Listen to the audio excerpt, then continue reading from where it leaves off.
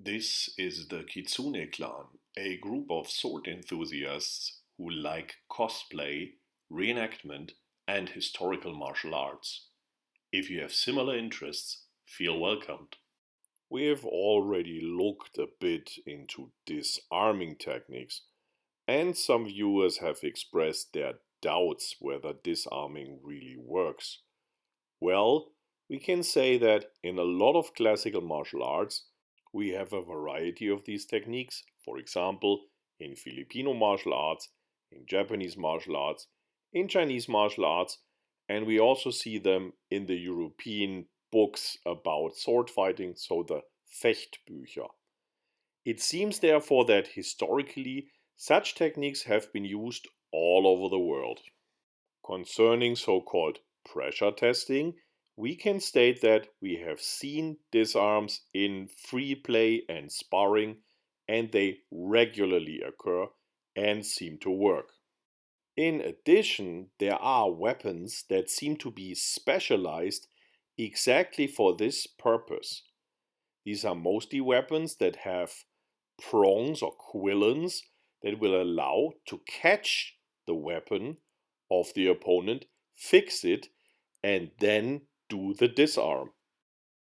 We have, for example, seen this Jumonji-Yari-like spear, or we have seen the Zai.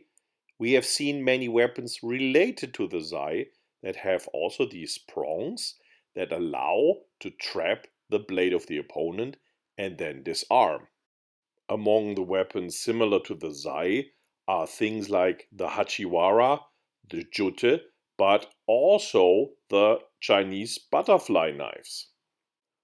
The variety of all these weapons also indicate that historically, trapping the weapon of the opponent and then trying to disarm the opponent was a viable and widespread tactic.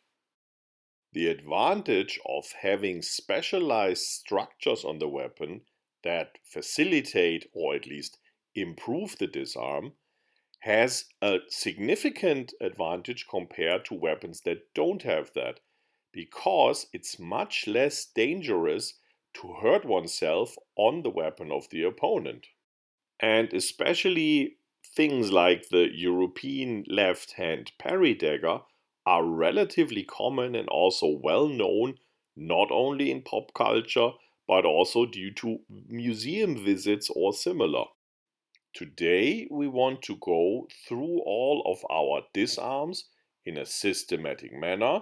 So, circle disarms and cross disarms against each of the four angles, and look how we can use a front prong or a hind prong for these actions.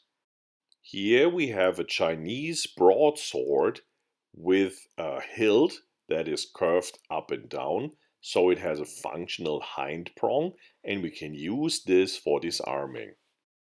We only disarm on the blade side, so not on the handle side because there's no prong. That means for angle 2 I have to use a cross. Same goes for angle 4. So don't be surprised. You can of course use the handle, but then you have no advantage of the prong. In all these disarms here, the motion is very similar to a weapon where we don't have a prong. The prong replaces the second weapon or your forearm or your left hand, whatever you used usually to trap the blade of the opponent. Here comes in the prong. So if the prong does not catch the blade of the opponent, it would still be possible to try to trap the blade with the own arm or with a second weapon.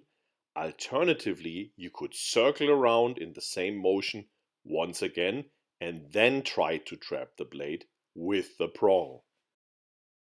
Hind prongs seem to be very common if we look at the hilt construction of a lot of weapons. Front prongs seem to be much rarer. They are also a bit different in use. Here the prong does not replace the hand or second weapon. The prong functionally replaces our own blade. That makes it a bit similar to disarming with the butt or the handle, because whenever we can disarm with the blade, we can reverse the weapon and disarm with the butt. The same applies here to the prong. Instead of using the blade, we can use the prong, and in consequence, instead of ending in a 2 circle, I will end in a 1 cross or reversed.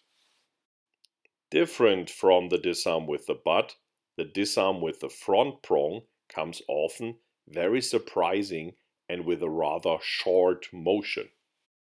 With a weapon like the Zai, we have of course the choice. We can use the hind prong for disarming or the front prong for disarming.